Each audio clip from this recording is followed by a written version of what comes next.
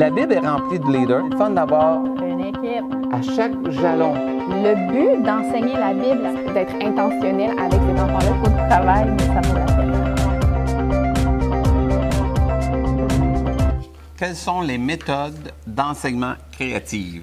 Ah, ça, t'es bon. Moi, j'aime amener la vie dans qu'est-ce que je fais. Ouais, Parce que moi, je suis quelqu'un qui... T'es bon là-dedans. Bien, merci, mais je pense que c'est un don. Parce que pour moi, c'est tellement important. Jésus enseignait d'une manière créative avec ce qu'il avait auprès de lui. Oui. Donc, un enfant, des poissons, des pains, un arbre, un ciel. Oui.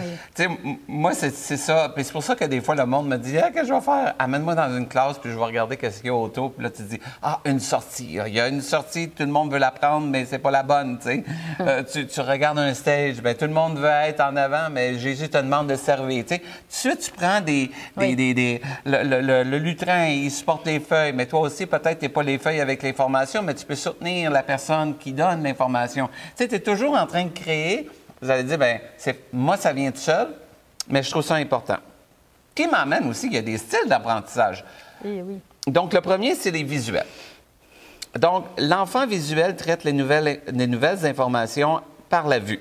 Il remarque les décors de classe, on a déjà parlé comment c'est important, les couleurs, les vêtements des autres.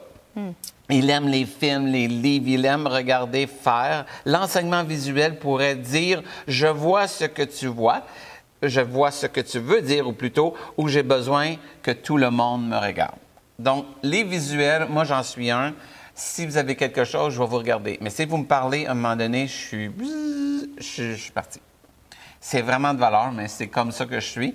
Donc, je dois m'efforcer à écouter quelqu'un qui fait juste parler, qui m'emmène à ce que j'ai toujours un PowerPoint ou quelque chose. Par contre, il y en a que c'est l'inverse, ce sont des auditifs. Alors, les auditives, c'est les enfants auditifs. Ils écoutent attentivement et prennent rarement des notes. Ils sont capables de vous répéter les choses comme ça. Il aime parler de l'information qu'il vient d'apprendre. L'enseignant auditif pourrait dire « Écoute ce que j'essaie de te dire, puis j'entends ce que tu me dis. » Donc, c'est des enfants. Ma fille était comme ça, elle était capable, je disais tout le temps « Regarde-moi quand je te parle, regarde-moi. » Puis elle ne me regardait pas, puis elle dit, puis elle me répétait. Puis là, je me disais « Oh my, des bédèches. » C'est une auditive. Alors, c'est pour ça que quand vous avez un enfant auditif, faites attention parce que c'est pas parce qu'il ne vous regarde pas qu'il ne répétera pas.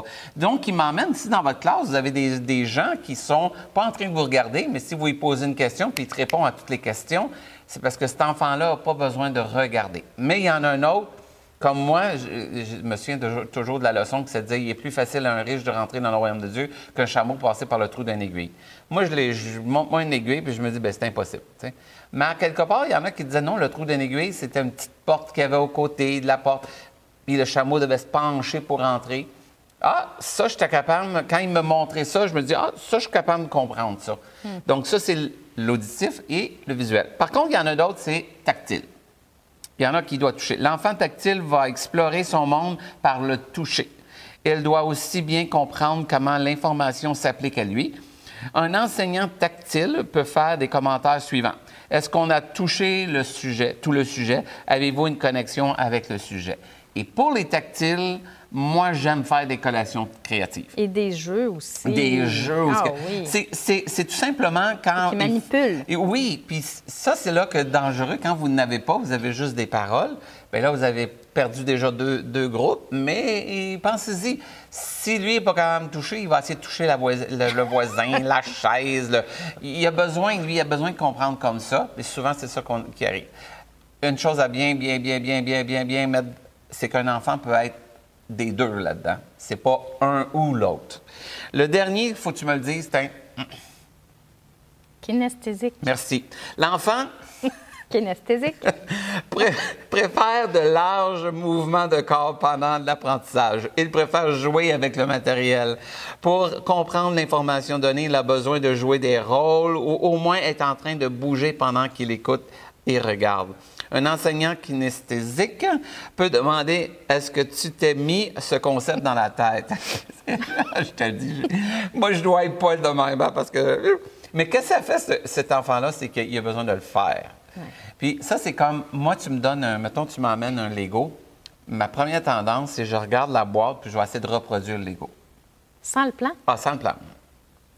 Il y en a d'autres, eux autres vont Moi, dire... c'est sûr, je prends le plan. Toi, tu prends le plan. Fait qu'il y en a d'autres qui disent, moi, je vais lire les instructions puis je vais le bâtir après.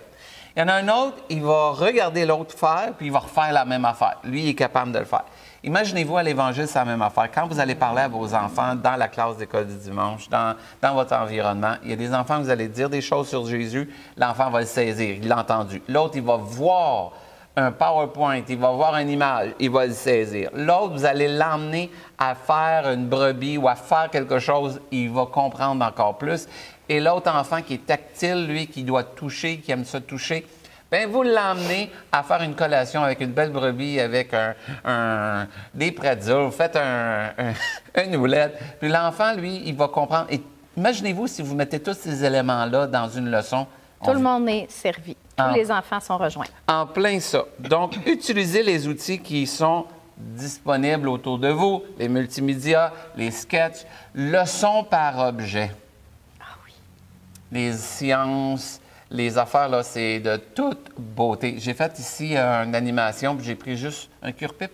Oui, un grand cure-pipe. Puis dans le cure-pipe, je demandais aux enfants, fais-moi un sourire, fais-moi un autre, fais-moi ci. Les enfants, c'était des préscolaires, là. Puis ils m'ont suivi tout le long que je faisais mon histoire. Pourquoi? Parce que j'essayais de rejoindre tout le monde. Il y avait l'image en arrière, il y avait mes mots, il touchait, puis l'autre essayait de faire. Je me souviens, il essayait de faire la croix, te souviens-tu? Oui. Ou le J, j'avais mis un petit affaire en haut, le J. Et ça nous amène à être capable de rejoindre le plus d'enfants parce qu'on veut en faire des disciples. On ne veut pas en faire des théologiens nécessairement, des disciples qui aiment Jésus et qui sont aimés de Dieu.